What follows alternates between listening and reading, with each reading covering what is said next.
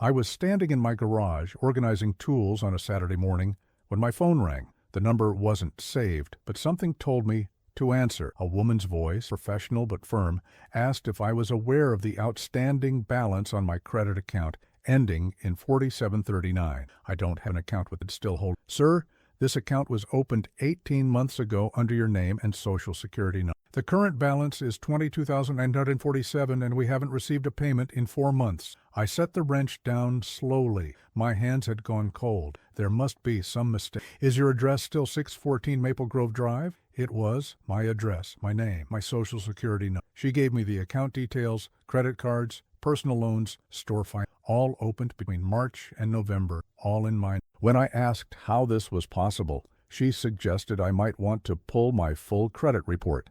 Then she mentioned the total across all accounts was approaching $60,000. I remember standing there after the call ended, staring at the concrete floor, trying to understand how my credit, I'd spent 40 years building, could be destroyed without me knowing. I felt something shift inside me. Not panic, not yet. Just a cold, creeping awareness that my life violated. We dated for a year before I asked her to move in. Marcus came too. It seemed natural. I had a 4-bedroom house, empty since my own kids had grown and left. There was plenty of room. My daughter Amanda was 31 then, living 2 states away with her husband and 2. My son Eric was 28, working in software development in Seattle. They'd both done well, built their own lives. I was proud of them. When I told them Jennifer and Marcus were moving in, Amanda was supportive. You deserve to be happy, just take it. Eric was, what's the son like? I told him Marcus was fine, just young, still finding his work didn't. I could tell he had, I didn't think much of it then. My kids were protected, it was natural, but they didn't know Mark.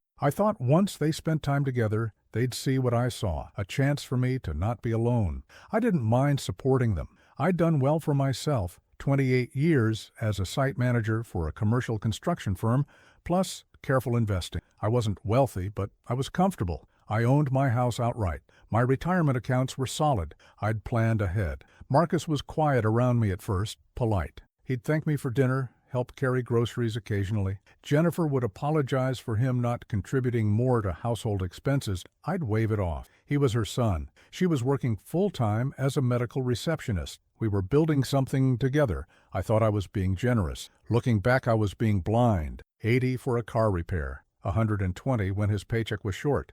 I always said yes. He was family now, or close enough. Jennifer would promise he'd pay me back, and sometimes he did. 20 here, 30 there. I didn't keep track. That was my first mistake. By the end of that first year, I'd probably lent him close to $3,000, maybe more. I never asked for it back directly. It felt petty. Jennifer was embarrassed enough. She'd pull me aside and whisper promise to talk to him, getting more out. He's just struggling to find his footing. He's not like your kids. He didn't have the same advantage. I understood that. My own children had graduated from college, started careers. Marcus had dropped out after 1 semester. Different circumstances, different paths. I could afford to help. What I didn't realize was that I was teaching him something dangerous, that I was an easy mark. The pattern became predictable. Marcus would approach me with some crisis. His car needed new tires, his phone was broken, he owed a friend money. His tone was always apologetic, almost humble. I hate to ask, and I'd pull out my wallet, hand him cash, tell him not to worry about it. Jennifer would hug me afterward, tell me I was a good man, tell me Marcus appreciated, even if he didn't always show it. I wanted to believe her, but I noticed Marcus never looked me in the eye when he asked for me. He'd stare at the floor, mumble his request, take the and leave. No real conversation, no genuine gratitude, just a transaction. My daughter Amanda noticed it when she visited that Thanksgiving. She pulled me aside in the kitchen, was carving the Dad, how much money have you given Marcus? Do you ask? Because I heard him on the phone earlier asking someone else for money. He sounded pretty comfortable doing it. I shrugged. He's young. He's figuring things out. Amanda, you don't owe him anything. You know that, right? I know, but I didn't stop, because saying no felt like rejecting Jennifer, and I wasn't ready to do that. When Marcus turned 26, he announced he was starting a business, some kind of online retail venture, drop shipping, he called it. He needed startup capital. He had a whole presentation, showed me website, spreadsheet. Jennifer was excited. This could really be his chance. He asked for $5,000, called it a loan, said he'd pay me back within 6 months once the business took. I gave him $4,000. It felt responsible, enough to help, not enough to be reckless. He signed a handwritten IOU. Jennifer witnessed it. We all smiled. It felt official. The business lasted 2 months. He never mentioned paying me back. When I asked about it gently, months later, he got defensive. I lost money too, you know. It's not like I was out there spending it on myself. Jennifer asked me to let it go. He feels bad enough already. So I did.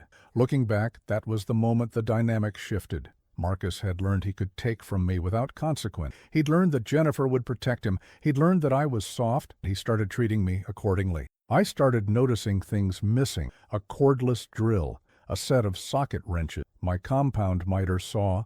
When I asked Marcus if he'd borrowed them, he'd say yes. He'd needed them for a project. He'd return them soon. They never came back. When I pressed him, he'd get vague. I think I left it at a friend's place, or I'll look for it. Jennifer would tell me not to make a big deal out of it. They're just tools. He'll replace them. But they weren't just tools to me, and he never replaced them. I found out later he'd sold them. Pawn shops, Facebook Marketplace, Craigslist, probably got a fraction of what they were worth. Enough for whatever he needed that week. One Saturday morning, I went out to the garage and found my father's old hand plane missing. It was a Stanley No. 4 from the 1950s, not particularly valuable, but it had been Dad's. He'd taught me woodworking with that as 12. I'd kept it oiled, maintained, displayed on a shelf. I asked Marcus about it. He was in the kitchen, eating cereal at 2 in the afternoon. Did you take my hand plane from the garage? Chewing. The old rusty one. It wasn't rusty. It was vintage. Did you take it? Yeah, I borrowed it. Where is it? I don't know. I think I left it somewhere. I felt my chest tighten. You left my father's hand plane somewhere? He shrugged. It's just an old tool, man. Chill. Jennifer walked in then, sensed the tension. What's going on? Marcus took my father's hand plane and lost it. She looked at Marcus. He rolled his eyes. I didn't lose it. I just don't remember where it is. I'll find it. When? I don't know. When I get around to it. Jennifer touched my... I'm sure it'll turn up. Let's not fight about this. But it never turned up. Because he'd sold it. $25 at a pawn shop. I found the receipt months later, crumpled in the trash. That was when I started locking things up. I moved my father's remaining tools to the basement, put a padlock on the cabinet, stopped keeping anything valuable in the garage. Jennifer noticed, but didn't ask why. Maybe she knew. By the time Marcus turned 27, he'd stopped working altogether. I'm not sure exactly when it happened. One day he had a job at a warehouse. A few months later, he was home all day. Every day. He's dealing with some mental health stuff. He's seeing someone. He just needs time. I wanted to be understood. Mental health is real. Struggles are real. I didn't put. But he wasn't seeing anyone. He slept until noon, played video games until 4 in the morning, ordered takeout on Jennifer's credit card. When she couldn't cover it, she'd ask me for help with groceries, with her car payment, with utilities. I paid. Every time, because I loved her, because I didn't want her stressed. I thought I was helping, but I wasn't helping. I was enabling, and every month I enabled him. He grew more comfortable, more entitled. He stopped saying thank you, stopped acknowledging when I paid for things, just expected it. If I bought groceries, he'd complain that I hadn't gotten the right brand of chips. If I paid a utility bill, he'd leave lights on in every room. One night, I came home from work and found the thermostat cranked up to 78 degrees. It was winter. The furnace was running constant. I turned it down to 60, my usual setting. Marcus came downstairs an hour later. Why'd you touch the thermostat? It was set too high. The heating bill is already over $300 this month. I was cold. Put on a sweatshirt. He stared at me. It's my house, too. It's my house. I pay the bills. Yeah, and you won't let anyone forget it. He turned and went back upstairs. Cranked the thermostat back up. I turned it down again. We did that 3 times that week. Finally, I installed a lockable thermostat. Marcus called me petty. Jennifer asked me if it was really necessary. It is. She didn't argue, but she looked at me different, like I was the problem. We'd agreed he lived there rent-free. He could handle some basic chores. It wasn't much. He was on the couch, controller in hand. He didn't look up. I'm in the middle of something. It's trash day tomorrow. They need to go out. So take them out yourself. Jennifer wasn't home. I stood there, waiting for him to reconsider, to look at me, to show some basic respect. He didn't. Marcus, I'm asking you to take the trash out. He paused his game then, turned to look at me. His expression was flat, almost bored. You know what your problem is? You think because you own this house, you get to boss people. This is my mom's home. I'm not your employee. Felt something tighten. Not anger, something colder. I'm not treating you like an employee. I'm asking you to contribute. You don't pay rent. You don't buy food. The least you can do is take the... He turned back. I took the trash out myself that... When Jennifer came home, I told her what happened. I'll talk to her. I don't know. The bins never went out again. If I mentioned that he'd left the kitchen a mess, he'd say it wasn't a mess by his standards. If I suggested he look for work, he'd tell me I didn't understand how hard the job market was. Jennifer would mediate. She'd ask me to be patient, ask him to be respectful. Neither of us. The house started feeling tense. I'd come home from work and feel my shoulders tighten as soon as I walked in the door. Marcus treated the place like a host. He had friends over at odd hours. He'd eat my food without asking. He rearranged the living room furniture once without mentioning it. When I moved it back, he rolled his eyes and called me controlling. One afternoon, I came home early from work. A project had wrapped up ahead of schedule. Marcus was in my recliner, the one I'd owned for 15 years. He had his feet up, shoes on, eating nachos. Hey, can you move? That's my chair. He didn't look at. I'm sitting here. And see that? To sit there? So sit somewhere else. It's just a chair. Marcus, get up. He sighed dramatically, stood, and moved to the couch, took the nachos with him, left a grease stain on the armrest of my chair. Jennifer came home an hour later. I told her what happened. She looked exhausted. He's just a kid. He's 27 years old. He's still figuring out boundaries. He's not figuring anything out. He's comfortable disrespecting me because he hurt. I do back you. No, you make excuses for him. It's not the same thing. We didn't talk much the rest of that night. She'd handle everything. Of course, it was her son. Our home. That's what families do. The party was on a Saturday. 15 people showed up, most I'd never met. They were loud, polite enough, but they treated my home like a rented venue. Someone spilled beer on the carpet in the hallway. Another left a cigarette burn on the deck railing. By 10 p.m., the music was shaking the windows. I didn't say anything. I stayed mostly in the kitchen, helping Jennifer with food, cleaning up as I went. I put out chips, refilled ice, washed dishes, tried to stay useful and invisible. At one point, Marcus came in with 2 of his friends. He opened the fridge and grabbed 3 of my craft beers, expensive stuff I'd been saving. I'd bought them on a trip to a brewery 2 hours away, $12 a bottle. Hey, Marcus, those are special. I've got plenty of other beer in the cooler. He glanced at the bottles, then at me. Relax, man, it's my birthday. His friends laughed. One of them, yeah, don't beat my face. Not from anger, from humiliation. In my own kitchen, in front of strangers.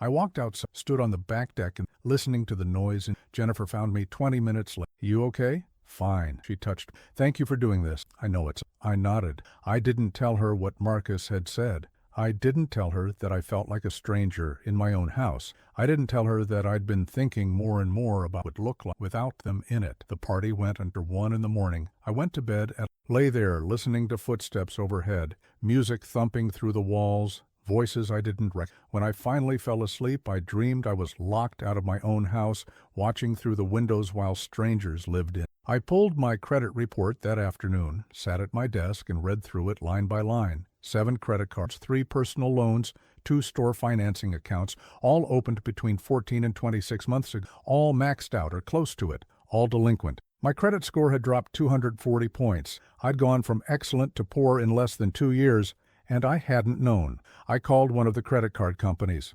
explained there must be fraud. They pulled up the account, gave me the application, my name, my social security number, my address, my date of birth, my mother's maiden name. Sir, this was opened online with full verification. The shipping address for the card was your home address. I never applied for this. Do you have anyone in your household who might have access to your personal information? I went, sir, I need to think about this. I hung up, sat there staring at nothing. Jennifer was at work. Marcus was home. I could hear him upstairs, moving around, probably just waking up at 2 in the afternoon.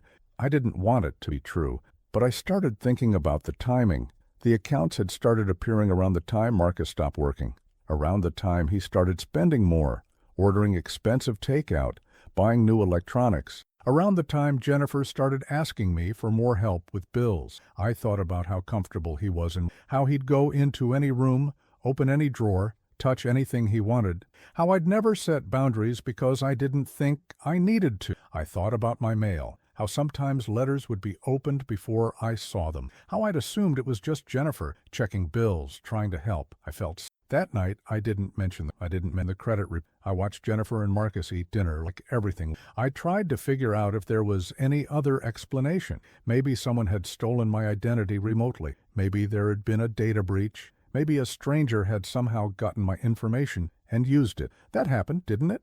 But the addresses matched. The phone number on the applications was mine. The security questions, mother's maiden name, first pet, high school, had all been answered correctly. No stranger would know those things, unless they'd gone through my files, my documents, the box in my office where I kept old tax returns, birth certificate, records from 40 years of life. Marcus had access to all of it. I barely slept that night. I kept thinking about the video games, the new tablet, the clothes, the constant takeout. Where had the money come from? He wasn't working. Jennifer wasn't giving it to him. She could barely cover her own expenses. I'd assumed he had saving, or that maybe his father helped him. I'd never asked because it felt invasive. Now I knew. Based on what you're describing, this sounds like familial identity theft, more common than people think. Usually a spouse, a parent, or a child. My stepson lives with me, said quietly. Does he have access to your personal documents, mail, financial statements? I thought about it. My office was downstairs, but I didn't lock it.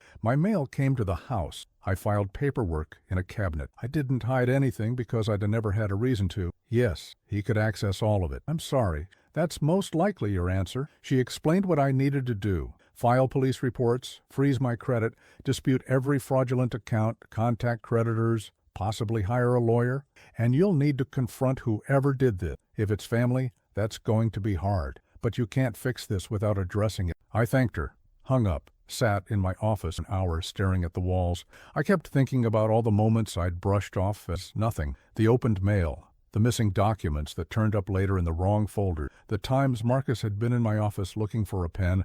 I'd been so trusting, so stupid.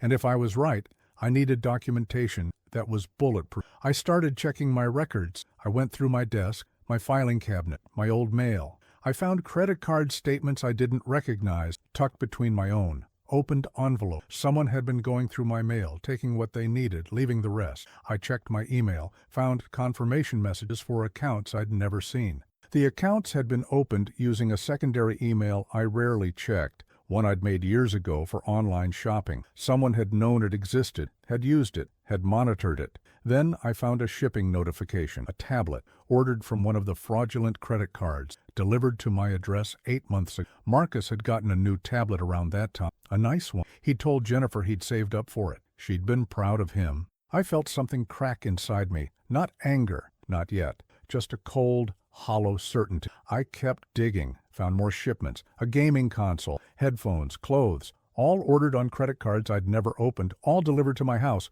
all appearing in Marcus's room soon after. He hadn't even been careful. He'd been confident, comfortable, because he thought I'd never find out. Or maybe he thought I'd never do anything about it, even if I did. I spent the next week gathering evidence. I printed everything, credit reports, statements, email confirmation, shipping record. I organized it all in a folder, chronologically, highlighted the key details, made copies. I kept it all in a locked filing cabinet. I'd bought a new lock, installed it myself. Jennifer noticed why. Just want to keep important documents secure. She didn't press. I didn't tell her yet. I didn't know. We'd been together for 4 years. We'd built a... She loved her son, even if he was difficult. If I accused him without being completely sure, it would destroy us. If I was right, it would destroy us anyway. I wasn't ready for that. Instead, I started watching. I paid attention to when Marcus was home alone. I noticed that he'd go into my office sometimes when I wasn't there. Usually mid-morning after Jennifer left for work.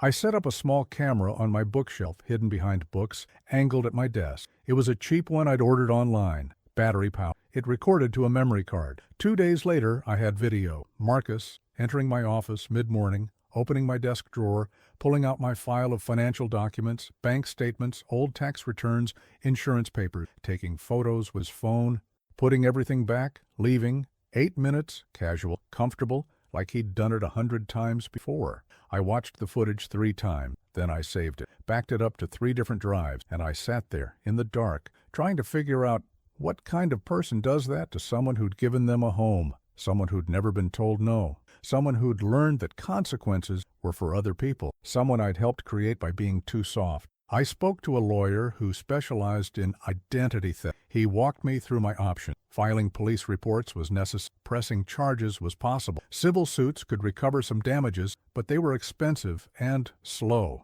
The hardest part, he said, is that this is your stepson. That complicates things emotionally and legally. If you want him prosecuted, you'll have to be willing to follow through completely. No backing down. Understand, if your wife defends him, this could get very ugly. I know. He helped me draft documents. We filed a fraud affidavit with each creditor. I froze my credit with all 3 bureaus. I filed police reports for identity theft. I gave the Marcus's name. I provided the video evidence, provided shipping records. The detective who took my statement was sympathetic. This happens more than you'd think. Family members steal from each other all the time. It's just harder to prove and harder to prosecute because people don't want to send their own family to jail. I do. He nodded. Then we'll investigate. But I want to warn you, even with this evidence, it's going to be difficult. Defense attorneys will argue that you gave him permission, that it was a misunderstanding, that he thought he was authorized. Family cases are messy. I understand, but I want it on record. It will be. If this goes south, you need to protect your assets. That might mean separating your finances from hers completely. Maybe more. I knew. I'd been thinking about it for days. Jennifer and I weren't married. The house was mine. My retirement accounts were mine. But we'd mingled our lives. She was on my insurance. I paid most of the bills. I'd given her access to a joint checking account for household expenses. If this fell apart, I needed to make sure I didn't lose everything I'd worked for. I started transferring money. I opened a new checking account at a different bank, one Jennifer didn't know about. I moved most of my savings there. I adjusted my direct deposit. I removed her from my insurance policy. It felt cold, calculated, but it felt necessary. I also called my son Eric, told him what was happening. He was quiet for a long time. Dad, I'm sorry, I had a bad feeling about the beginning. I know, you were right. What are you going to do? Everything I need to. I'm not letting this go. Good, you shouldn't. If you need anything, money for lawyers, a place to stay, just ask. I will. Thank you. It meant something, knowing my kids were on my side, that I wasn't alone in this. We were sitting in the living room late at night. Marcus was upstairs. I'd planned what I was going to say, but when the moment came, the words felt heavy. We need to talk about something serious. She looked at me. What's wrong? I handed her a phone. I've been getting calls from debt collectors. Someone opened credit accounts in my name. A lot of them. I didn't do it. She opened the folder, started reading. Her face, oh my God, how much? About $60,000. Who would do this? I waited, watched her. I wanted to see if she'd figure it out on her own. She didn't. I think it was Marcus. She looked at me like I'd slapped her. What? He's the only person with access. I have evidence, video of him going through my shipping records for things he'd using the fraudulent accounts. I've already filed police report. Her face shifted through shock, disbelief, confusion, then something harder, something defensive. You filed police reports against my son? He committed identity theft. He stole from me. Yes, I filed report. You didn't even talk to me first. I'm talking to you now. She stood up, pacing. Her hands were... There has to be another explanation. Marcus wouldn't do this. He's not a criminal. Jennifer, I have video. Then show me. I pulled out my phone, showed her the footage. She watched in silence. I could see her trying to find another some way to make it not true, but there wasn't one. When it finished, she handed my phone back. She looked like she might cry. Maybe he was desperate. Maybe he made a mistake. A mistake is one account. This is $60,000 over 2 years. That's not desperation. That's theft. He's my son. I know, but he still did this. She sat back down, put her head in her hands. We sat in silence for a long time. What do you want me to do? I want you to talk to him. I want him to admit it, and I want him to leave. Leave? He can't stay here, not after this. Where is he supposed to go? That's not my problem anymore. She looked at me like she didn't recognize me. Maybe she didn't. I wasn't the generous. That man had been used up. Have changed. No, I just stopped letting people take it. She didn't respond. Just sat there staring at the folder and... What happened? He denied it. Said you were setting him up. Said you've always hated him. Said you were trying to get rid of him so you could have me to yourself. He left. He said he's staying with a friend. Did you believe him? She didn't answer. Then, quietly, I don't know what to... Jennifer, I have evidence. Video, documents, police reports. This isn't a misunderstanding. Pakia, he's my son. She's like, that explained everything. Maybe it did. So what happens now? I asked. I don't know. We didn't talk much after that. She went to bed. I stayed up, sitting in the dark living room, wondering how my life had become this. After 4 days, she told me she needed time to think. She was going to stay with her sister for a while. Are you coming back? I don't know. She packed a bag, left. The house silent. I felt relieved, and that relief made me sick because it meant whatever we'd had was already over. Had been for a while. I just hadn't wanted to admit it. Marcus had used my information carefully. There was no single smoking gun, just a pattern of access and opportunity.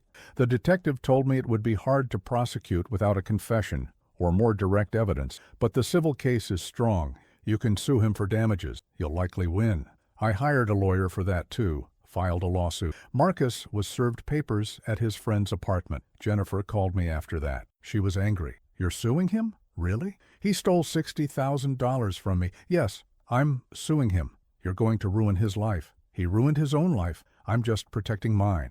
He's 28 years old. He made a mistake. You're going to saddle him with debt he'll never be able to pay. Good. Maybe he'll learn something. She hung up. I didn't hear from her for 2 weeks. Even with police reports and fraud affidavits, some of them wanted me to pay while my credit was still destroyed. I couldn't get a loan, couldn't refinance my house, couldn't do anything that required good credit. It felt like being buried alive. But I kept working through it. I disputed every account. I sent documentation. I followed up weekly. I called, emailed, sent certified letters. I spent hours on hold, hours explaining the same story to different representatives. Slowly, some creditors started removing the fraudulent accounts. My score began to creep back up. 50 points, then 80, then 100. It would take years to fully recover, but at least I was moving forward. Even when the evidence was overwhelming, he stuck to his story, that I'd framed him, that I was trying to get rid of him, that I'd never accepted him.